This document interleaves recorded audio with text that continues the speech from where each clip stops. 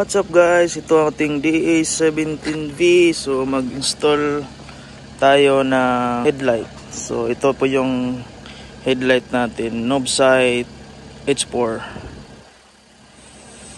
At try natin install itong amber light. Yan po, amber light. So open natin yung hood guys. So ito po yung bolt dito at saka dito. Tapos tanggalan nyo lang itong dito.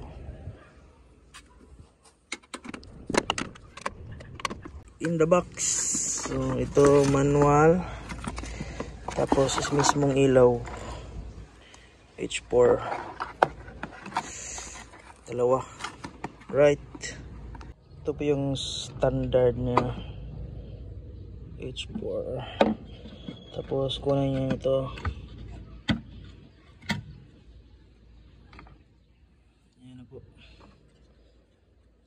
Tapos para makuha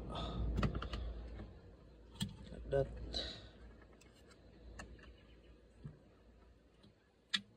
Ito pa yung halogen. First kunin natin ito.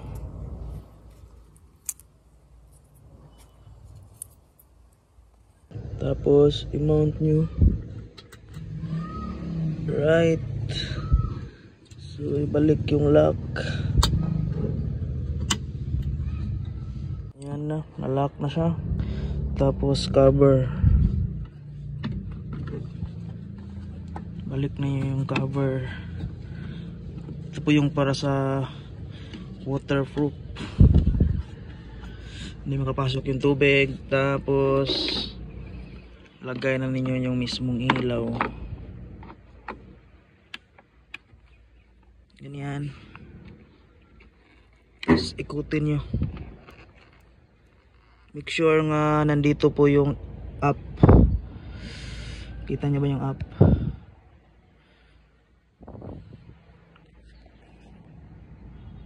Tanggalin nyo po yung rubber. Tapos tanggalin nyo yung mismong bulb. Ikabit itong plastic. Tapos i-lock ninyo. Ayan. Tapos itong cover. May top yan, top. Sa taas. Ito po yung parang waterproof nya guys. Tapos yan. Meron siyang top. Dapat sa taas yung top.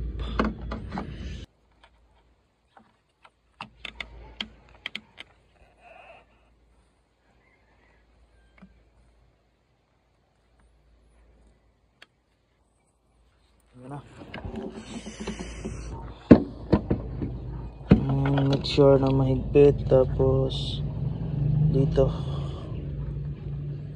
yan lang, ganyan lang yung socket. Right, ayan na, tapos ang dalawang LED natin. So testing natin guys. On natin yung susi.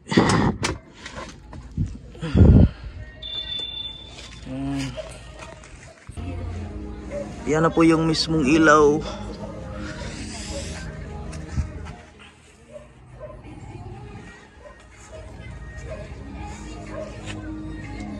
Alright guys, natapos na yung headlight natin. Tapos ito na po yung isunod. Ito po yung amber light. Yung LED light dyan sa may grill. Yan, amber light po tawag nyan. Let's go. So tatanggal natin ito. Dito natin i-mount. Yan na po yung amber light. So dito sa likod. Yan. Ito po yung wirings nya. So ito po yung harness. Sobrang goods ng harness guys. Dalawang wire. Positive, negative. Let's go. Kabit natin.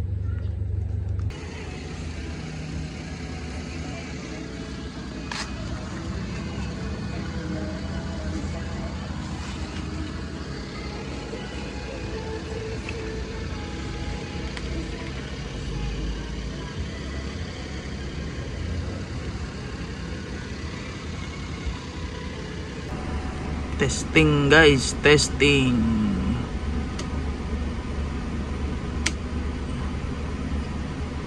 Low, high.